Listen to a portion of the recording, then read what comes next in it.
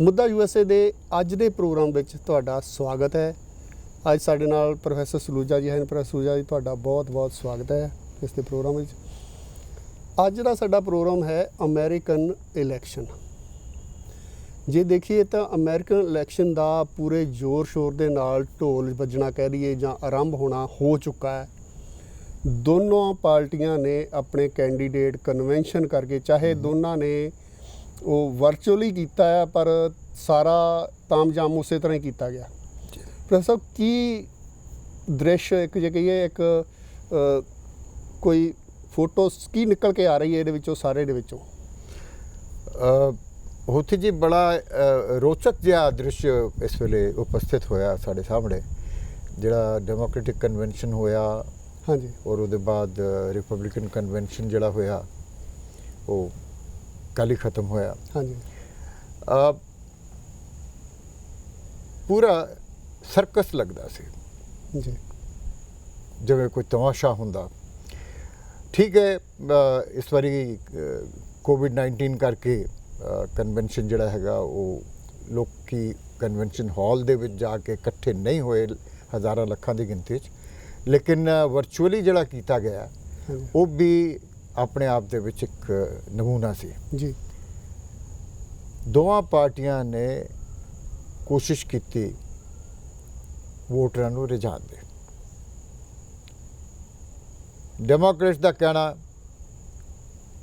Trump ਸਾਹਿਬ ਖਤਰਾ, ਅਗਰ ਇਹ ਦੁਬਾਰਾ ਤੁਸੀਂ ਚੋਣ ਦੇ ਵਿੱਚ ਚੁਣ ਕੇ ਪ੍ਰੈਜ਼ੀਡੈਂਟ ਬਣਾ ਕੇ ਲੈ ਕੇ ਆਏ ਤੇ ਤੁਹਾਡਾ ਸਤਿਆਨਾਸ਼ ਹੋ ਜਾਣਾ ਜੀ। ਰਿਪਬਲਿਕਨ ਨੈਸ਼ਨਲ ਕਨਵੈਨਸ਼ਨ ਜਿਹੜਾ ਕਿ ਕੱਲ੍ਹ ਖਤਮ ਹੋਇਆ, ਉਹਦੇ ਵਿੱਚ ਹਰ ਬੁਲਾਰੇ ਨੇ ਇੱਕੋ ਗੱਲ ਕਹੀ ਕਿ ਬਾਈਡਨ ਖੱਬੇ ਪੰਥੀਆਂ ਦੇ ਨਾਲ ਹੈ, ਬਾਈਡਨ ਉਹਨਾਂ ਦਾ ਏਜੰਡਾ ਲੈ ਕੇ ਚੱਲ ਰਿਹਾ ਜੀ। ਬਾਈਡਨ ਜੇ ਆਏਗਾ ਤੇ ਅਮਰੀਕੀਆਂ ਦੀ ਆਜ਼ਾਦੀ ਤੱਕ ਖਤਮ ਹੋ ਜਾਏਗੀ। ਜਿਹੜੇ ਪਿੰਡ ਦੇ ਲੋਕ ਹੈ ਉਹਨਾਂ ਨੂੰ ਖਾਸ ਤੌਰ ਤੇ ਖਬਰਦਾਰ ਕੀਤਾ ਗਿਆ ਕਿਉਂਕਿ ਉਹ ਟਰੰਪ ਦੇ ਬੇਸ ਹੈਗੇ ਜੀ, ਕਿ ਦੇਖੋ ਬਾਈ, ਤੁਹਾਡਾ ਸੈਕੰਡ ਅਮੈਂਡਮੈਂਟ ਦੇ ਵਿੱਚ ਜਿਹੜਾ ਹਥਿਆਰ ਰੱਖਣ ਦੀ ਗੱਲ ਹੈ ਉਹ ਖਤਮ ਹੋ ਜਾਏਗੀ, ਉਹਦੇ ਲਈ ਖਤਰਾ। ਔਰ ਅੱਜ ਅਗਰ ਕਿਸੇ ਪੇਂਡੂ ਨੂੰ ਅਮਰੀਕਾ ਦੇ ਵਿੱਚ ਤੁਸੀਂ ਇਹ ਕਹਿ ਦਿਓ ਕਿ ਭਾਈ ਤੂੰ ਹਥਿਆਰ ਨਹੀਂ ਰੱਖ ਸਕੇਗਾ ਤੇ ਉਹ ਸਮਝ ਲਓ ਕਿ ਬਾਗੀ ਹੋ ਗਿਆ ਜੀ। ਸੋ ਇਹ ਜਿਹੜੀ ਭਾਵਨਾਵਾਂ ਨੇ ਉਹਨਾਂ ਨਾਲ ਪੂਰੀ ਖਿਲਵਾੜ ਜਿਹੜੀ ਹੈ ਦੋਵੇਂ ਪਾਸੇ ਹੋ ਰਹੀ ਹੈ। ਔਰ ਇਹ ਕੋਈ ਮੈਂ ਹੋਤੀ ਸਾਹਿਬ ਇੱਕ ਛੋਟੀ ਜਿਹੀ ਗੱਲ ਕਹੂੰ, ਬੜੀ ਇੰਟਰਸਟਿੰਗ, ਮੇਰਾ ਦਿਲ ਕਰਦਾ ਹਾਂਜੀ ਕਿ ਬਈ ਇਹੋ ਹੀ ਅਸੀਂ ਭਾਰਤ ਵਿੱਚ ਕਰਦੇ ਹਾਂ ਜੀ। ਗੱਲ ਸਿਰਫ ਇਹ ਨਹੀਂ ਕਿ ਸਿਸਟਮ ਅਲੱਗ ਹੈ, ਜਿਹਦੇ ਬਾਰੇ ਅਸੀਂ ਬਾਅਦ ਦੇ ਤੁਹਾਡੇ ਨਾਲ ਜੇ ਕਹੋਗੇ ਤੇ ਗੱਲਬਾਤ ਕਰਾਂਗੇ। ਲੇਕਿਨ ਫਿਲਹਾਲ ਜਿਹੜਾ ਦ੍ਰਿਸ਼ ਉਭਰ ਕੇ ਆ ਰਿਹਾ ਉਹਦੇ ਵਿੱਚ ਇਹ ਹੈ ਕਿ ਡੈਮੋਕ੍ਰੇਟਸ ਕਲੇਮ ਕਰ ਰਹੇ ਹਨ ਕਿ ਭਾਈ ਸਾਡਾ ਜਿਹੜਾ ਕੈਂਡੀਡੇਟ ਹੈ ਉਹ ਪੋਲਸ ਦੇ ਵਿੱਚ ਟਰੰਪ ਤੋਂ ਲੀਡ ਕਰ ਰਿਹਾ ਔਰ ਟਰੰਪ ਸਾਹਿਬ ਰੋਜ਼ ਟਵੀਟ ਕਰ ਰਹੇ ਆ। ਆਈ ਥਿੰਕ ਅੱਜ ਵੀ ਉਹਨਾਂ ਦੀ ਟਵੀਟ ਸੀਗੀ, I think I am leading the polls. ਇਹ ਵੀ ਬਹੁਤ ਵੱਡੀ ਗੱਲ ਹੈ ਕਿਉਂਕਿ ਇੰਡੀਆ ਦੇ ਵਿੱਚ ਇਲੈਕਸ਼ਨ ਤੋਂ ਪਹਿਲੋਂ ਜਿਹੜੇ ਇਹ ਪੋਲ ਹੁੰਦੇ ਆ ਪ੍ਰਾਈਵੇਟ ਕੰਪਨੀਆਂ ਦੇ, ਉਹਨਾਂ ਦਾ ਰਿਜ਼ਲਟ ਦੇਣਾ ਮਨਾ ਹੁੰਦਾ, ਪਰ ਇੱਥੇ ਹਰ ਤੀਸਰੇ ਦਿਨ ਕੋਈ ਨਾ ਕੋਈ ਕੰਪਨੀ ਆਪਣਾ ਪੋਲ ਕੱਢ ਕੇ ਰਿਜ਼ਲਟ ਦੇ ਦਿੰਦੀ ਹੈ। ਤੇ ਇਹਦਾ ਕੋਈ ਅਸਰ ਵੋਟਰਾਂ ਤੇ ਵੀ ਪੈਂਦਾ ਜਦੋਂ ਕੋਈ ਪੋਲ ਦਾ ਰਿਜ਼ਲਟ ਆਉਂਦਾ? ਹੋਤੀ ਸਾਹਿਬ, ਜੇ ਅਸੀਂ ਬੜਾ ਇੱਕ ਹੁੰਦਾ ਨਾ ਆਮ ਉੱਪਰੋਂ ਪਰਸੈਪਸ਼ਨ, ਉੱਪਰੋਂ ਕੀ ਦਿਖਦਾ, ਇੱਕ ਹੁੰਦਾ ਜਿਹੜੀ ਗਹਿਰਾਈ ਦੇ ਚੁੱਭੀ ਮਾਰ ਕੇ ਦੇਖੀਏ ਜੀ, ਜਰਾ ਗਹਿਰਾਈ ਵਿੱਚ ਜਾ ਕੇ ਦੇਖੀਏ ਤੇ ਅਸੀਂ ਇਹ ਦੇਖਾਂਗੇ ਕਿ ਵੋਟ ਜਿਹੜੇ ਹੈਗੇ ਉਹ ਡੈਮੋਕ੍ਰੈਟਿਕ ਔਰ ਰਿਪਬਲਿਕਨ ਪਾਰਟੀ ਦੇ ਜਿਹੜੇ ਹੈਗੇ ਇਹਨਾਂ ਦੇ ਤਕਰੀਬਨ 35% ਦੇ ਆਸ-ਪਾਸ ਦੋਵਾਂ ਦੇ ਕੋਲ ਵੋਟ ਸੀ, ਪੱਕੇ ਹੈਗੇ, ਜਿਹੜੇ ਕਿ ਇਹਨਾਂ ਦੇ ਕਨਫਰਮਡ ਵੋਟਰਸ ਹੈਗੇ, ਰਜਿਸਟਰਡ ਵੋਟਰਸ ਹੈਗੇ ਔਰ ਰਜਿਸਟਰਡ ਹੀ ਨਹੀਂ ਕਨਫਰਮਡ ਹੈ ਜੀ। ਜਿਹੜੇ ਬਾਕੀ ਦੇ ਹੈਗੇ ਇੰਡੀਪੈਂਡੈਂਟ ਵੋਟਰਸ ਜੀ, ਜਿਹੜੇ ਇਲੈਕਸ਼ਨ ਸਵਿੰਗ ਕਰ ਸਕਦੇ ਹੈ ਜੀ, ਇੱਧਰ ਕਰ ਦੇਣ ਭਾਵੇਂ ਜਾਂ ਇੱਧਰ ਕਰ ਦੇਣ, ਜਿੱਧਰ ਚਲੇ ਜਾਣਗੇ ਉਧਰ ਪਾਰ ਵੱਧ ਜਾਏਗਾ। ਸੋ ਇਹ ਜਿਹੜਾ ਇਸ ਵੇਲੇ ਮਾਹੌਲ ਬਣ ਰਿਹਾ, ਹਾਂਜੀ, ਇਹਦੇ ਵਿੱਚ ਤੁਸੀਂ ਜਿਹੜਾ ਸਵਾਲ ਕੀਤਾ ਬੜਾ ਅੱਛਾ ਸਵਾਲ ਹੈ ਕਿ ਜਿਹੜਾ ਪੋਲਸ ਹੁੰਦੇ ਹਨ ਇਹਨਾਂ ਦਾ ਕੀ ਕੋਈ ਅਸਰ ਹੁੰਦਾ। ਮੈਂ ਨਹੀਂ ਸਮਝਦਾ ਕਿ ਇਹਨਾਂ ਪੌਲਿਸ ਦਾ ਕੋਈ ਲੰਬਾ ਚੌੜਾ ਅਸਰ ਹੁੰਦਾ ਹੈ। ਕਿਉਂ? ਜਿਨ੍ਹਾਂ ਨੇ ਪੱਕਾ ਮਨ ਬਣਾਇਆ ਉਹਨਾਂ ਨੇ ਤਾਂ ਬਣਾਇਆ ਹੀ ਬਣਾਇਆ ਹੋਇਆ। ਜੀ। ਉਹਨਾਂ ਨੇ ਤਾਂ ਜੋ ਮਰਜ਼ੀ ਕਹਿ ਲਓ, ਜਿਸ ਤਰ੍ਹਾਂ ਇੰਡੀਆ ਦੇ ਵਿੱਚ ਮੋਦੀ ਭਗਤ ਜਿਹੜੇ ਹੈਗੇ ਉਹ ਮੋਦੀ ਦੇ ਹੀ ਨਾਂ ਤੇ ਵੋਟ ਦੇਣਗੇ, ਉਹਨੇ ਕਿਸੇ ਹੋਰ ਪਾਸੇ ਨਹੀਂ ਜਾਣਾ। ਇਸੇ ਤਰੀਕੇ ਨਾਲ ਇੱਥੇ ਜਿਹੜੇ ਟਰੰਪ ਦੇ ਭਗਤ ਹੈਗੇ ਉਹਨਾਂ ਨੇ ਟਰੰਪ ਨੂੰ ਹੀ ਵੋਟ ਪਾਣਾ, ਜਿਹੜੇ ਡੈਮੋਕ੍ਰੇਟ ਪੱਕੇ ਹੈਗੇ ਉਹਨਾਂ ਨੇ ਡੈਮੋਕ੍ਰੇਟਸ ਨੂੰ ਹੀ ਵੋਟ ਪਾਣਾ। ਥੋੜਾ ਬਹੁਤ ਪੌਲਿਸ ਦਾ ਮਾੜਾ ਮੋਟਾ ਅਸਰ ਹੋ ਸਕਦਾ, ਲੇਕਿਨ ਮੇਰੀ ਆਪਣੀ ਸੋਚ ਹੈ ਜੋ ਮੈਂ ਦੇਖਿਆ ਇਸ ਦੇਸ਼ ਦੇ ਵਿੱਚ ਕਿ ਬਹੁਤਾ ਅਸਰ ਨਹੀਂ ਹੁੰਦਾ। ਭਾਰਤ ਦੇ ਸ਼ਾਇਦ ਜ਼ਿਆਦਾ ਹੋ ਸਕਦਾ ਹੋਵੇ, ਮੈਂ ਨਹੀਂ ਕਹਿ ਸਕਦਾ, ਲੇਕਿਨ ਇੱਥੇ ਇੰਨਾ ਕੋਈ ਲੰਬਾ ਅਸਰ ਨਹੀਂ ਹੁੰਦਾ, ਕਿਉਂਕਿ ਇੱਥੇ ਸਭ ਤੋਂ ਵੱਡੀ ਗੱਲ ਇਹ ਹੈਗੀ ਕਿ ਅਖਬਾਰਾਂ, ਰੇਡੀਓ ਸਟੇਸ਼ਨ, ਟੀਵੀ ਚੈਨਲ ਇਹ ਸਾਰੇ ਵੀ ਪੋਲਰਾਈਜ਼ਡ ਹੈ ਪੂਰੀ ਤਰ੍ਹਾਂ। ਜੀ। ਡੈਮੋਕ੍ਰੇਟਸ ਦੇ ਹੈਗੇ, ਰਿਪਬਲਿਕਨ ਦੇ। ਅਗਰ ਤੁਸੀਂ ਫੌਕਸ ਨਿਊਜ਼ ਲੈ ਲਓ ਤੇ ਉਹ ਚੈਨਲ ਰਿਪਬਲਿਕਨ ਦਾ। CNN ਵੱਲ ਚਲੇ ਜਾਓ, MSNBC ਵੱਲ ਚਲੇ ਜਾਓ ਤੇ ਉਹ ਟਰੰਪ ਸਾਹਿਬ ਤਾਂ ਕਹਿੰਦੇ ਕਿ ਫੌਕਸ ਨੂੰ ਛੱਡ ਕੇ ਬਾਕੀ ਸਾਰੇ ਫੇਕ ਹੈ, ਨਕਲੀ ਹੈ। ਟਰੰਪ ਸਾਹਿਬ ਦੇ ਸਮਰਥਨ ਦੇ ਵਿੱਚ ਸਾਰਾ ਜਿੰਨਾ ਰੇਡੀਓ ਪਿੰਡਾਂ ਦੇ ਵਿੱਚ ਚੱਲਦੇ ਆ ਨਾ ਜੀ, ਹਾਂਜੀ, ਉਹ ਸਾਰੇ ਰੇਡੀਓ ਜਿਹੜੇ ਹੈਗੇ ਉਹ ਟਰੰਪ ਸਾਹਿਬ ਦੇ ਲਈ ਹੈਗੇ। ਔਰ ਉਹੀ ਉਹਨਾਂ ਨੂੰ ਟਰੰਪ ਸਾਹਿਬ ਨੂੰ ਅਗਰ ਮੇਨ ਕੋਈ ਸੋਰਸ ਆਫ ਸਟਰੈਂਥ ਹੈਗੀ, ਇੱਕ ਉਹ ਰੇਡੀਓ ਜਿਹੜੇ ਪਿੰਡਾਂ ਦੇ, ਕਿਉਂਕਿ ਟੀਵੀ ਦੇਖਣ ਦਾ ਕੋਈ ਨਹੀਂ। ਟੀਵੀ ਅਗਰ ਪਿੰਡੂ ਦੇਖਦਾ ਨਾ ਜੀ, ਮੈਂ ਜਾ ਕੇ ਦੇਖਿਆ ਪਿੰਡਾਂ ਵਿੱਚ, ਜੇ ਟੀਵੀ ਉਹ ਦੇਖਦਾ ਤਾਂ ਉਹ ਸਪੋਰਟਸ ਦੇਖਦਾ। ਦਿਨ ਭਰ ਉਹਦੀ ਗੱਡੀ ਦੇ ਵਿੱਚ ਨਾ ਰੇਡੀਓ ਲੱਗਿਆ ਹੁੰਦਾ, ਔਰ ਉਹ ਰੇਡੀਓ ਜਿਹੜੇ ਹੈਗੇ ਜੋ ਕਹਿੰਦਾ ਉਹਨੂੰ ਸੁਣੀ ਜਾਂਦਾ, ਉਸ ਦਾ ਅਸਰ ਤੇ ਲਏਗਾ ਹੀ ਲਏਗਾ ਜੀ। ਔਰ ਇਹ ਰੇਡੀਓ ਜਿਹੜੇ ਸਟੇਸ਼ਨ ਹੈਗੇ ਇਹ ਜ਼ਿਆਦਾ ਰਿਪਬਲਿਕਨ ਦੇ ਹੱਥ ਦੇ ਵਿੱਚ ਹੈਗੇ। ਔਰ ਦੂਸਰੀ ਸੋਰਸ ਆਫ ਸਟਰੈਂਥ ਹੁੰਦੀ ਹੈ ਧਰਮ ਦੇ ਨਾਂ ਤੇ ਚਰਚ, ਜਿਹੜੇ ਟਰੰਪ ਸਾਹਿਬ ਦੇ ਵੋਟਰਸ ਖਾਸ ਤੌਰ ਤੇ ਪਿੰਡਾਂ ਦੇ ਹੈਗੇ, ਉਹ ਚਰਚ ਗੋਅਰਸ ਹੈਗੇ, ਚਰਚ ਜਾਂਦੇ, ਜਿਵੇਂ ਸਾਡੇ ਬੰਦੇ ਗੁਰਦੁਆਰੇ ਜਾਂਦੇ, ਮੰਦਿਰ ਜਾਂਦੇ, ਗੁਰਦੁਆਰੇ 'ਚੋਂ ਜੋ ਕੁਛ ਉਹਨਾਂ ਨੂੰ ਕਿਹਾ ਜਾਂਦਾ ਕਾਫੀ ਕੁਝ ਉਹਦਾ ਅਸਰ ਲੈ ਕੇ ਆਉਂਦੇ। ਉਸੇ ਤਰੀਕੇ ਨਾਲ ਜਿਹੜਾ ਚਰਚ ਜਾਂਦੇ ਆ ਇੰਡੀਆ 'ਚ, ਜਿਸ ਤਰ੍ਹਾਂ ਕਿਸੇ ਬਾਬੇ ਦੇ ਪੈਰੋਕਾਰ ਇਸੇ ਤਰ੍ਹਾਂ ਚਰਚ ਦੇ ਪੈਰੋਕਾਰ ਇੱਥੇ ਵੀ ਮੰਨਦੇ ਆ ਆਪਣੇ ਚਰਚ ਨੂੰ। ਔਰ ਮੈਂ ਅਗਰ ਇਜਾਜ਼ਤ ਦਿਓ ਹੋਤੀ ਸਾਹਿਬ ਤੇ ਇੱਕ ਗੱਲ ਜ਼ਰੂਰ ਤੁਹਾਡੇ ਦਰਸ਼ਕਾਂ ਨੂੰ ਕਹਿਣਾ ਚਾਹਾਂਗਾ ਕਿ ਉਸ ਤਰ੍ਹਾਂ ਤੇ ਕਹਿੰਦੇ ਕਿ ਹਰ ਧਰਮ ਕਹਿੰਦਾ ਕਿ ਭਈ ਰੱਬ ਨੇ ਸਭ ਨੂੰ ਪੈਦਾ ਕੀਤਾ, ਉਸ ਨਾਤੇ ਅਸੀਂ ਸਾਰੇ ਭੈਣ ਭਰਾ ਹੋਏ ਜੀ। ਸਾਰੀ ਮਾਨਵਤਾ ਇੱਕ ਹੈਗੀ। ਕ੍ਰਿਸਚੀਅਨਟੀ ਵਿੱਚ ਕਿਹਾ ਗਿਆ ਕਿ God created man in his on image. ਅਗਰ ਭਾਈ ਪਰਮਾਤਮਾ ਨੇ ਆਪਣੀ ਸ਼ਕਲ ਦੇ ਵਿੱਚ ਸਭ ਨੂੰ ਭੇਜਿਆ ਤੇ ਭਾਈ ਫਿਰ ਤੁਸੀਂ ਭੇਦਭਾਵ ਕਿਉਂ ਕਰਦੇ ਹੋ? ਲੜਾਈ ਵਾਲੀ ਗੱਲ ਹੋਣੀ ਨਹੀਂ ਚਾਹੀਦੀ। ਇਹ ਤੇ ਇੱਕ ਲੰਬਾ ਮੁੱਦਾ ਹੈ ਤਾਂ ਕਦੀ ਵੀ ਖਤਮ ਨਹੀਂ ਹੋ ਸਕਦਾ। ਲੇਕਿਨ ਮੈਂ ਜੋੜਨਾ ਚਾਹੁੰਦਾ ਸੀਗਾ ਕਿ ਇੱਥੇ ਜਿਹੜੇ ਭੇਦਭਾਵ ਕਰਨ ਦੇ ਵਿੱਚ ਦੋ ਹੀ ਸੈਕਟਰਸ ਹੈਗੇ ਜੀ। ਇੱਕ ਹੈਗਾ ਧਰਮ ਔਰ ਦੂਸਰੀ ਹੈਗੀ ਰਾਜਨੀਤੀ। ਪ੍ਰੋਫੈਸਰ ਸਾਹਿਬ, ਇੰਡੀਆ ਦੀ ਤੇ ਅਮਰੀਕਾ ਦੀ ਇਲੈਕਸ਼ਨ ਦੇ ਵਿੱਚ ਕੀ ਫਰਕ ਹੈ? ਉਹਨੂੰ ਕਿੱਦਾਂ ਅਸੀਂ ਡਿਸਕ੍ਰਾਈਬ ਕਰ ਸਕਦੇ ਹਾਂ ਕਿ ਇੰਡੀਆ ਦੀ ਇਲੈਕਸ਼ਨ ਇਹ ਹੈ ਤੇ ਅਮਰੀਕਾ ਦੀ ਇਹ ਹੈ? ਦੇਖੋ, ਦੋਵੇਂ ਇਲੈਕਸ਼ਨ ਤਾਂ ਪਹਿਲੀ ਗੱਲ ਹੈ, ਪਹਿਲਾਂ ਆਪਾਂ ਸਮਾਨਤਾ ਦੇਖ ਲਈ ਕਿ ਦੋਵੇਂ ਡੈਮੋਕ੍ਰੈਟਿਕ ਹੈਗੇ, ਪ੍ਰਜਾਤੰਤਰਿਕ ਜੀ।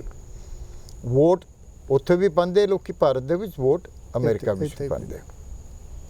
ਜਿਹੜਾ ਮੁੱਖ ਫਰਕ ਹੈਗਾ ਉਹ ਜੋ ਮੇਰੀ ਸਮਝ ਦੇ ਵਿੱਚ ਆ ਰਿਹਾ ਕਿ ਜਿਵੇਂ ਸਾਡੇ ਉੱਥੇ ਪਹਿਲਾਂ ਸਮਾਨਤਾ ਮੈਂ ਕਰ ਲਾਂ ਕਿ ਉੱਥੇ ਜਿਵੇਂ ਲੋਕ ਸਭਾ ਤੇ ਰਾਜ ਸਭਾ ਹੈ ਜੀ, ਤੇ ਆਪਣੀਆਂ ਸਟੇਟ ਦੀਆਂ ਅਸੈਂਬਲੀਜ਼ ਹੈ ਜੀ, ਉਸੇ ਤਰੀਕੇ ਦਾ ਢਾਂਚਾ ਇੱਥੇ ਵੀ ਤਕਰੀਬਨ ਹੈ, ਸੇਮ ਹੈ। ਇੱਥੇ ਵੀ ਇੱਕ ਹਾਊਸ ਆਫ ਰਿਪਰੈਜ਼ੈਂਟੇਟਿਵਸ ਹੈ, ਕਾਂਗਰਸ ਜਿਹਨੂੰ ਕਹਿੰਦੇ ਆ, ਤਾਂ ਦੂਸਰਾ ਸੈਨੇਟ ਹੈ। ਅਗਰ ਸਮਾਨਤਾ ਵੱਲ ਅੱਗੇ ਜਾਈਏ ਤੇ ਸੈਨੇਟ ਦੇ ਵੀ ਕੁਝ ਜਿਹੜੇ ਹੈਗੇ ਉਹ ਰਿਟਾਇਰ ਹੋ ਜਾਂਦੇ ਐਵਰੀ 2 ਇਅਰਸ, ਜਿਵੇਂ ਇੰਡੀਆ ਦੇ ਰਾਜ ਸਭਾ ਦੇ ਕੁਝ। ਜਦ ਅੰਬੇਡਕਰ ਸਾਹਿਬ ਨੇ ਕਨਸਟੀਟਿਊਸ਼ਨ ਬਣਾਇਆ ਸੀਗਾ, ਮੈਂ ਤੁਹਾਡੇ ਦਰਸ਼ਕਾਂ ਨੂੰ ਦੱਸਣਾ ਚਾਹੂੰਗਾ, ਤਾਂ ਉਹਨਾਂ ਨੇ ਬਹੁਤ ਕੁਝ ਅਮਰੀਕਨ ਕਨਸਟੀਟਿਊਸ਼ਨ ਦੇ ਪੈਟਰਨ ਉੱਤੇ ਬਣਾਇਆ ਸੀ। ਹਾਂ, ਅਮਰੀਕਨ ਤੇ ਬ੍ਰਿਟਿਸ਼ ਉਹਨਾਂ ਨੇ ਮਿਕਸ ਅਪ ਕਰਕੇ ਬਣਾਇਆ ਸੀਗਾ। ਕੁਝ ਗੱਲਾਂ ਉੱਥੋਂ ਲਈਆਂ, ਕੁਝ ਗੱਲਾਂ ਉੱਥੋਂ ਲਈਆਂ। ਤੇ ਆਹ ਜਿਹੜਾ ਹੈਗਾ ਤੁਸੀਂ ਇਲੈਕਸ਼ਨ ਭਾਰਤ ਦੇ 5 ਸਾਲ ਦੇ ਲਈ ਚੁਣਾਵ 5 ਸਾਲ ਲਈ ਚੁਣਿਆ ਜਾਂਦਾ ਜੀ, ਇੱਥੇ 4 ਸਾਲ ਦੇ ਲਈ ਜੀ। ਇੱਕ ਤਾਂ ਭਾਰਤ ਦੇ ਵਿੱਚ ਹੈਗਾ ਡਾਇਰੈਕਟ ਇਲੈਕਸ਼ਨਸ ਹੈ, ਵੋਟਰ ਸਿੱਧਾ ਵੋਟ ਪਾਉਂਦਾ ਜੀ। ਲੇਕਿਨ ਉਹਦੇ ਵਿੱਚ ਕੀ ਸਿਸਟਮ ਹੈਗਾ, ਡਾਇਰੈਕਟ ਉੱਥੇ ਪ੍ਰਾਈਮ ਮਿਨਿਸਟਰ ਨਹੀਂ ਚੁਣਿਆ ਜਾਂਦਾ ਜੀ, ਉਹ ਚੁਣਾ ਜਾਏਗਾ ਪਾਰਲੀਮੈਂਟ ਦਾ ਮੈਂਬਰ ਜੀ। ਉਹਦੇ ਬਾਅਦ ਪਾਰਲੀਮੈਂਟ ਦੇ ਵਿੱਚ ਪਾਰਲੀਮੈਂਟ ਦੇ ਜਿਹੜੇ ਮੈਂਬਰ ਹੈ ਨੇ ਉਹ ਚੁਣਨਗੇ ਪ੍ਰਧਾਨ ਮੰਤਰੀ ਕੌਣ ਔਰ ਬਣੇ? ਪਾਰਟੀ ਹੁੰਦੀ ਹੈ ਜਿਹੜੀ ਪਾਰਟੀ ਪਾਵਰ ਦੇ ਵਿੱਚ, ਜਿਹੜੀ ਪਾਰਟੀ ਨੂੰ ਸਭ ਤੋਂ ਜ਼ਿਆਦਾ ਵੋਟਾਂ ਮਿਲੀਆਂ ਹੁੰਦੀਆਂ ਨੇ, ਹਾਂਜੀ। ਉਹ ਪਾਰਟੀ ਫਿਰ ਆਪਣਾ ਲੀਡਰ ਚੁਣਦੀ ਹੈ, ਜੀ। ਆਪਣਾ ਪ੍ਰਧਾਨ, ਉਹ ਜਿਹੜਾ ਹੈ ਕੱਲ ਨੂੰ ਪ੍ਰਧਾਨ ਮੰਤਰੀ ਬਣਦਾ। ਜੀ ਇੱਥੇ ਸਾਰੇ ਜਿਹੜੇ ਅਮਰੀਕਨਸ ਹੈਗੇ ਉਹ ਡਾਇਰੈਕਟਲੀ ਪ੍ਰੈਜ਼ੀਡੈਂਟ ਦੀ ਚੋਣ ਦੇ ਵਿੱਚ ਸ਼ਾਮਲ ਹੁੰਦੇ। ਜੀ ਹਾਲਾਂਕਿ ਫਰਕ ਇੰਨਾ ਜ਼ਰੂਰ ਹੈ ਕਿ ਬਾਵਜੂਦ ਲੋਕਾਂ ਦੇ ਵੋਟ ਦੇਣ ਦੇ ਇੱਕ ਹੋਰ ਪ੍ਰਕਿਰਿਆ ਇੱਥੇ ਹੈਗੀ ਜਿਹੜੀ ਕਿ ਬੜੀ ਅਜੀਬ ਜਿਹੀ ਪ੍ਰਕਿਰਿਆ ਹੈਗੀ, ਜਿਹੜੀ ਕਿ ਭਾਰਤ ਦੇ ਵਿੱਚ ਨਹੀਂ ਹੈ। ਜੀ ਉਹ ਹੈਗਾ ਇੱਥੇ ਡੈਲੀਗੇਟਸ ਹੈਗੇ, ਜੀ ਔਰ ਜਿਹੜੇ ਡੈਲੀਗੇਟਸ ਹਨ ਉਹ ਜਿਸ ਨੂੰ ਜ਼ਿਆਦਾ ਡੈਲੀਗੇਟ ਵੋਟ ਮਿਲਦੇ ਹੈ ਉਹ ਹੀ ਉਹ ਜਿਹੜਾ ਹੈਗਾ ਪ੍ਰੈਜ਼ੀਡੈਂਟ ਚੁਣਿਆ ਜਾਂਦਾ। ਜੀ। ਪਿਛਲੇ ਇਲੈਕਸ਼ਨ ਦੇ ਵਿੱਚ 2016 ਦੇ ਵਿੱਚ ਹਿਲਰੀ ਕਲਿੰਟਨ ਨੂੰ ਪਪੂਲਰ ਵੋਟ ਜ਼ਿਆਦਾ ਪਿਆ, ਲੋਕਾਂ ਦੇ ਵੋਟ ਜ਼ਿਆਦਾ ਪਏ, ਜੀ ਲੇਕਿਨ ਡੈਲੀਗੇਟ ਦੇ ਵੋਟਸ ਜਿਹੜੇ ਸੀਗੇ ਉਹ ਘੱਟ। ਟਰੰਪ ਸਾਹਿਬ ਨੂੰ ਜ਼ਿਆਦਾ ਪਏ। ਹਾਂ ਸੋ ਇਸ ਵੇਲੇ ਅਗਰ ਤੁਸੀਂ ਜਾਣਨਾ ਚਾਹੋ ਤਾਂ ਟੋਟਲ ਮੇਰੇ ਖਿਆਲ ਨਾਲ ਜਿਹੜੇ ਵੋਟਸ ਹੈਗੇ 538 ਜੀ ਇਲੈਕਟਰਲ ਵੋਟਸ ਇਹਨੂੰ ਕਹਿੰਦੇ ਡੈਲੀਗੇਟ ਵੋਟਸ ਨੂੰ, ਜੀ ਔਰ ਇਹਦੇ ਵਿੱਚੋਂ 270 ਜਿਹੜਾ ਹੈ ਉਹ ਜਿਹਦੇ ਕੋਲ ਹੁੰਦੇ ਆ ਉਹ ਜਿੱਤ ਜਾਂਦਾ। ਉਹ ਜਿੱਤਦਾ। ਇਹਦੇ ਵਿੱਚ ਅਲੱਗ-ਅਲੱਗ ਸਟੇਟਾਂ ਦੇ ਵਿੱਚ ਅਲੱਗ-ਅਲੱਗ ਕਾਨੂੰਨ ਹੈਗੇ ਆ VOTING ਦੇ, ਤੇ ਕਈਆਂ ਦੇ ਵਿੱਚ ਤੇ ਇਹ ਸੁਣਿਆ ਕਿ ਵਿਨਰ ਟੇਕ ਆਲ, ਕਈਆਂ ਦੇ ਵਿੱਚ ਨਹੀਂ ਹੈ। ਇਹਦਾ ਕੀ ਫਰਕ ਹੈ? ਜਿਵੇਂ ਜਿਵੇਂ ਭਾਰਤ ਦੇ ਤੁਸੀਂ ਦੇਖਿਆ ਹੋਣਾ ਕੁਝ ਮਸਲਿਆਂ ਦੇ ਵਿੱਚ ਨਾ ਸਟੇਟਸ ਨੂੰ ਉੱਥੇ ਖੁਦ ਮੁਖਤਾਰੀ ਦਿੱਤੀ ਹੋਈ ਕਿ ਤੁਸੀਂ ਕਰ ਸਕਦੇ ਹੋ, ਜੀ ਕਾਨੂੰਨ ਵੀ ਬਣਾ ਸਕਦੇ ਹੋ, ਤੇ ਕੁਝ ਉੱਥੇ ਹੈਗੇ ਸੈਂਟਰਲ ਲਾਜ਼ ਹੈਗੇ। ਜੀ ਇਸੇ ਤਰੀਕੇ ਨਾਲ ਇੱਥੇ ਵੀ ਸਿਸਟਮਸ ਹੈਗੇ। ਸਟੇਟਸ ਨੂੰ ਯਾਦ ਰੱਖੋ ਇਹ ਯੂਨਾਈਟਿਡ ਸਟੇਟਸ ਆਫ ਅਮਰੀਕਾ, ਔਰ ਇਤਿਹਾਸ 'ਚ ਦੇਖੋ ਕੁਝ ਸਟੇਟਸ ਨੇ ਅਪੋਜ਼ ਵੀ ਕੀਤਾ ਸੀਗਾ, ਸ਼ੁਰੂ ਵਿੱਚ ਨਹੀਂ ਵੀ ਆਏ, ਬਾਅਦ ਦੇ ਵਿੱਚ ਆਏ। ਜੀ ਤੋ ਇਹ ਇੱਕ ਲੰਬਾ ਇਤਿਹਾਸ ਹੈ। ਜੀ ਤੋ ਯੂਨਾਈਟਿਡ ਸਟੇਟਸ ਆਫ ਅਮਰੀਕਾ, ਔਰ ਉਸ ਵੇਲੇ ਹੋਇਆ ਕਿ ਜਿਹੜੀਆਂ ਸਟੇਟਸ ਹੈਗੀਆਂ ਉਹਨਾਂ ਨੂੰ ਵੀ ਉਹਨਾਂ ਦੇ ਇੰਡੀਪੈਂਡੈਂਸ ਉਹਨਾਂ ਨੂੰ ਮਿਲਣੀ ਚਾਹੀਦੀ ਹੈ, ਉਹਨਾਂ ਨੂੰ ਅਧਿਕਾਰ ਹੋਣੇ ਚਾਹੀਦੇ ਆਪਣੇ ਲਾਜ਼ ਬਣਾਉਣ ਦੇ। ਜੀ ਉਹ ਕੁਝ ਖੇਤਰ ਐਸੇ ਹੈਗੇ ਜਿਨ੍ਹਾਂ ਦੇ ਵਿੱਚ ਉਹਨਾਂ ਨੂੰ ਪੂਰੀ ਆਜ਼ਾਦੀ ਦਿੱਤੀ ਹੋਈ ਹੈ। ਹੁਣ ਜਿਵੇਂ ਇੰਡੀਆ ਦੇ ਡਿਫੈਂਸ ਦੇ ਵਿੱਚ ਭਾਰਤ ਸਰਕਾਰ ਸੈਂਟਰਲ ਗਵਰਨਮੈਂਟ ਹੈ, ਇੱਥੇ ਵੀ ਸੈਂਟਰਲ ਗਵਰਨਮੈਂਟ ਹੈ, ਜੀ ਫੈਡਰਲ ਗਵਰਨਮੈਂਟ ਜਿਹਨੂੰ ਕਹਿੰਦੇ ਆ।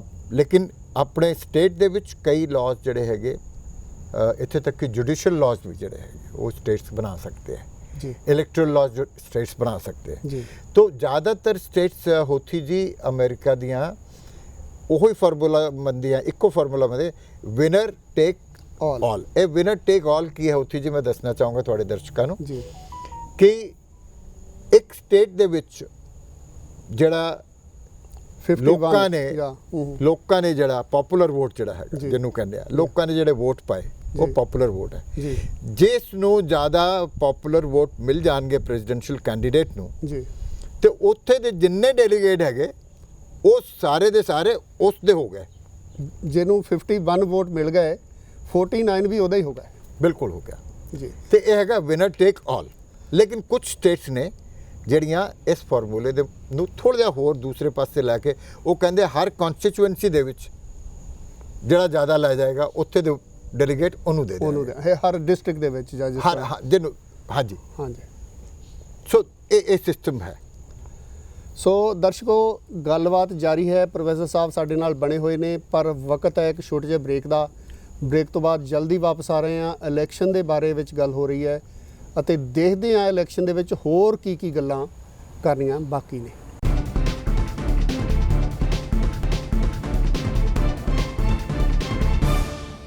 ਮੁੱਦਾ ਦੇ ਅੱਜ ਦੇ ਐਪੀਸੋਡ ਵਿੱਚ ਵਾਪਸ ਤੁਹਾਡਾ ਸਵਾਗਤ ਹੈ। ਅਸੀਂ ਬਣੇ ਹੋਏ ਹਾਂ professor Inderjit Singh Saluja, Indian Panorama ਦੇ ਐਡੀਟਰ ਨਾਲ, ਤੇ ਗੱਲਬਾਤ ਹੋ ਰਹੀ ਹੈ ਰਾਜਨੀਤਿਕ ਅਮਰੀਕਾ ਦੀ ਤੇ ਇੰਡੀਆ ਦੀ ਇਲੈਕਸ਼ਨ ਦੇ ਬਾਰੇ ਵਿੱਚ।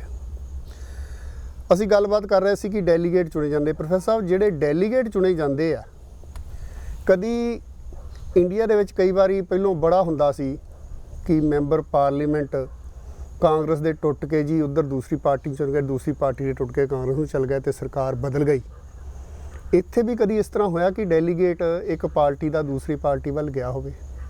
ਮੇਰਾ ਖਿਆਲ ਹੈ 2016 ਦੀ ਜਿਹੜੀਆਂ ਚੋਣਾਂ ਸੀਗੀਆਂ ਉਹਦੇ ਵਿੱਚ ਡੈਮੋਕ੍ਰੈਟਿਕ ਪਾਰਟੀ ਦੇ ਕੁਝ ਡੈਲੀਗੇਟਸ ਟਰੰਪ ਨੂੰ ਵੋਟ ਪਾ ਦਿੱਤਾ ਸੀ ਉਹਨਾਂ ਨੇ, ਔਰ ਜਿਸ ਕਰਕੇ ਕਿ ਟਰੰਪ ਜਿਹੜੇ ਸੀਗੇ ਉਹ ਜਿੱਤਿਆ ਸੀਗਾ। ਮੈਂ ਪੂਰੇ ਵਿਸ਼ਵਾਸ ਦੇ ਨਾਲ ਤੇ ਨਹੀਂ ਕਹਿ ਰਿਹਾ, ਲੇਕਿਨ ਮੈਨੂੰ ਯਾਦ ਆਉਂਦਾ ਔਰ ਉਹਦੇ ਬਾਅਦ ਦੇਖੋ ਤੁਸੀਂ ਸੁਪਰੀਮ ਕੋਰਟ ਨੇ ਪਿਛਲੇ ਦਿਨਾਂ ਜੀ ਸੁਪਰੀਮ ਇੱਕ ਕੋਰਟ ਨੇ ਫੈਸਲਾ ਦਿੱਤਾ। ਸਖਤ ਫੈਸਲਾ ਲਿਆ ਹੈ। ਜੀ ਮੇਰਾ ਖਿਆਲ ਹੈ ਉਹ ਇਸੇ ਘਟਨਾ ਦੇ ਬਾਅਦ ਹੀ ਸੁਪਰੀਮ ਕੋਰਟ ਦੇ ਵਿੱਚ ਮਸਲਾ ਗਿਆ ਔਰ ਸੁਪਰੀਮ ਕੋਰਟ ਨੇ ਕਿਹਾ ਕਿ ਨਹੀਂ ਇਹ ਬਿਲਕੁਲ ਸਰਾਸਰ ਗਲਤ ਗੱਲ ਹੈਗੀ ਕਿ ਜੀ ਜਿਸ ਪਾਰਟੀ ਦਾ ਕੋਈ ਡੈਲੀਗੇਟ ਹੈ ਉਸ ਪਾਰਟੀ ਦੇ ਨਾਲ ਹੀ ਉਹਨੂੰ ਖੜੇ ਹੋਣਾ ਚਾਹੀਦਾ। ਔਰ ਸੁਪਰੀਮ ਕੋਰਟ ਨੇ ਇਸ ਗੱਲ ਨੂੰ ਪੂਰੀ ਤਰੀਕੇ ਨਾਲ ਕਹਿ ਦਿੱਤਾ ਕਿ ਜਿਹੜਾ ਡੈਲੀਗੇਟ ਜਿਸ ਪਾਰਟੀ ਦਾ ਹੈ ਉਸ ਦੀ ਆਪਣੀ ਪਾਰਟੀ ਨੂੰ ਹੀ ਵੋਟ, ਪਾਰਟੀ ਦੇ ਕੈਂਡੀਡੇਟ ਨੂੰ ਹੀ ਵੋਟ ਪਾਏਗਾ, ਅਦਰਵਾਈਜ਼ ਉਹਦਾ ਜੋ ਹੈ ਵੋਟ ਕਾਊਂਟ ਹੀ ਨਹੀਂ ਹੋਏਗਾ। ਕਾਊਂਟ ਨਹੀਂ ਹੋਏਗਾ। ਜੀ। ਮਸਲਾ ਇਹ ਹੈ ਕਿ ਅਗਰ ਕੋਈ ਬੰਦੇ ਦੇ ਦਿਲ ਚ ਆਉਂਦਾ ਕਿ ਮੈਂ ਹੁਣ ਤਾਂ ਮੈਂ ਜਿੱਤ ਗਿਆ ਤੇ ਮੈਂ ਦੂਸਰੇ ਬੰਦੇ ਨੂੰ ਵੋਟ ਪਾ ਰਿਹਾ ਤਾਂ ਉਹਦੀ ਵੋਟ ਖਤਮ ਹੋ ਜਾਏਗੀ। ਬਿਲਕੁਲ ਐਸਾ ਹੀ। ਇੱਕ ਜਿਹੜੀ ਡੋਨਲਡ ਟਰੰਪ ਸਾਹਿਬ ਦੇ ਉੱਤੇ ਇਲਜ਼ਾਮ ਵੀ ਲੱਗ ਰਿਹਾ ਔਰ ਉਹਨਾਂ ਨੇ ਕਿਹਾ ਵੀ ਹੈ ਕਿ ਜ਼ਰੂਰੀ ਨਹੀਂ ਕਿ ਮੈਂ ਇਲੈਕਸ਼ਨ ਦੇ ਰਿਜ਼ਲਟ ਨੂੰ ਮੰਨਾਂ। ਸ਼ਾਇਦ ਇਹ ਗੱਲ ਉਹਨਾਂ ਨੇ 2016 'ਚ ਵੀ ਕਹੀ ਸੀ, ਪਰ ਬਾਅਦ ਵਿੱਚ ਜਦੋਂ ਦੇਖਿਆ ਕਿ ਮੈਂ ਜਿੱਤ ਗਿਆ ਤੇ ਬੜਾ ਸੋਹਣਾ ਮੰਨ ਲਿਆ, ਇਸ ਵਾਰ ਫਿਰ ਉਹ ਕਹਿ ਰਹੇ ਆ। ਇਹਦਾ ਕੀ ਅਸਰ ਹੋ ਸਕਦਾ? ਡੋਨਲਡ ਟਰੰਪ ਸਾਹਿਬ ਨੇ ਕੋਈ ਕਰਿਸ਼ਮਾ ਨਹੀਂ ਕੀਤਾ ਇਹ ਗੱਲ ਕਹਿ ਕੇ। ਉਹ ਤਾਂ ਇਹੋ ਜਿਹਾ ਗੱਲ ਤਾਂ ਕਰਦੇ ਰਹਿੰਦੇ ਅਕਸਰ। ਜੀ 2016 ਦੇ ਵਿੱਚ ਉਹਨਾਂ ਨੂੰ ਪਤਾ ਸੀਗਾ, ਸ਼ਾਇਦ ਨਹੀਂ ਸੀ ਲੱਗਦਾ ਕਿ ਮੈਂ ਜਿੱਤਾਂਗਾ, ਤਾਂ ਕਹਿ ਦਿੱਤਾ। ਸ਼ਾਇਦ ਇਸ ਵਾਰੀ ਵੀ ਉਹਨਾਂ ਨੂੰ ਲੱਗ ਰਿਹਾ ਹੋਵੇ ਕਿ ਮੈਂ ਨਹੀਂ ਜਿੱਤਾਂਗਾ, ਇਸ ਕਰਕੇ ਉਹ ਕਹਿ ਰਹੇ ਹੋਣ। ਲੇਕਿਨ ਡੋਨਲਡ ਟਰੰਪ ਸਾਹਿਬ ਤੋਂ ਕੁਝ ਵੀ ਉਮੀਦ ਕੀਤੀ ਜਾ ਸਕਦੀ ਹੈ ਕਿਉਂਕਿ ਉਹਨਾਂ ਦੇ ਬਾਰੇ ਇੱਕ ਉਹਨਾਂ ਦੀ ਜੋ ਛਵੀ ਬਣੀ ਹੈ ਉਹਦੇ ਵਿੱਚ ਬੜੀ ਵੱਡੀ ਇੱਕ ਖਾਸੀਅਤ ਹੈ, ਅਨਪ੍ਰੈਡਿਕਟੇਬਲ। ਕੋਈ ਪਤਾ ਨਹੀਂ ਡੋਨਲਡ ਟਰੰਪ ਸਾਹਿਬ ਕੀ ਕਰ ਬੈਠਣ, ਊਂਟ ਕਿਸ ਕਰਵਟ ਬੈਠੇ ਕਿਆ ਪਤਾ। ਮਤਲਬ ਕਿ ਇੱਕ ਮਿੰਟ ਵਿੱਚ ਇੱਧਰ ਤੇ ਇੱਕ ਮਿੰਟ 'ਚ ਉੱਧਰ ਹੋ ਜਾਣਾ। ਮਤਲਬ ਉਹ ਇਸ ਤਰੀਕੇ ਦੀ ਗੱਲ ਜਿਹੜੀ ਹੈਗੀ ਕਰਕੇ ਤੁਹਾਨੂੰ ਇੱਕ ਕਨਫਿਊਜ਼ਨ ਕ੍ਰੀਏਟ ਕਰਨ ਦੀ ਉਹਨਾਂ ਦੀ ਇੱਕ ਆਦਤ ਬਣੀ ਹੋਈ ਹੈ ਔਰ ਤੁਸੀਂ ਆਪਣਾ ਮਤਲਬ ਕੱਢੀ ਜਾਓ। ਲੇਕਿਨ ਆਮ ਤੌਰ ਤੇ ਜੋ ਮੈਂ ਸਾਥੀਆਂ ਨਾਲ ਗੱਲਬਾਤ ਮੈਂ ਕੀਤੀ ਹੈ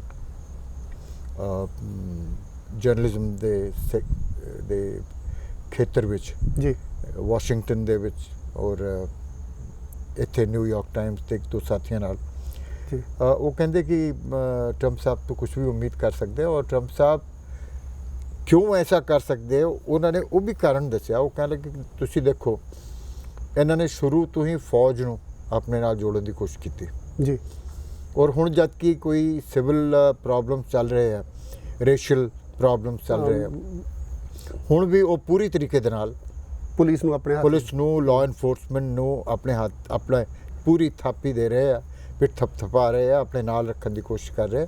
ਔਰ ਇਹ ਗੱਲਾਂ ਉਹ ਕਹਿੰਦੇ ਕਿ ਇੰਡੀਕੇਟ ਕਰਦੀਆਂ ਹਨ ਕਿ ਟਰੰਪ ਸਾਹਿਬ ਤਿਆਰੀ ਕਰ ਰਹੇ ਹਨ ਕਿ ਅਗਰ ਕਦੀ ਐਸਾ ਹੋਵੇ ਕਿ ਉਹ ਹਾਰ ਜਾਣ ਤੇ ਉਹ ਫਿਰ ਵੀ ਕਾਬਜ਼ ਰਹਿਣ ਔਰ ਉਸ ਵੇਲੇ ਉਹਨਾਂ ਨੂੰ ਫੌਜ ਤੋਂ ਔਰ ਪੁਲਿਸ ਤੋਂ ਮਦਦ ਮਿਲੇਗੀ। ਇੱਕ ਹੋਰ ਬੜੀ ਇੰਪੋਰਟੈਂਟ ਗੱਲ ਮੇਰੇ ਦਿਮਾਗ ਦੇ ਵਿੱਚ ਇਹ ਆ ਰਹੀ ਸੀ ਕਿ ਇਸ ਇਲੈਕਸ਼ਨ ਦੇ ਵਿੱਚ ਇੱਕ ਦੂਸਰੇ ਦੀਆਂ ਲੱਤਾਂ ਬਹੁਤ ਖਿੱਚੀਆਂ ਜਾਣ ਦੀ ਉਮੀਦ ਹੈ।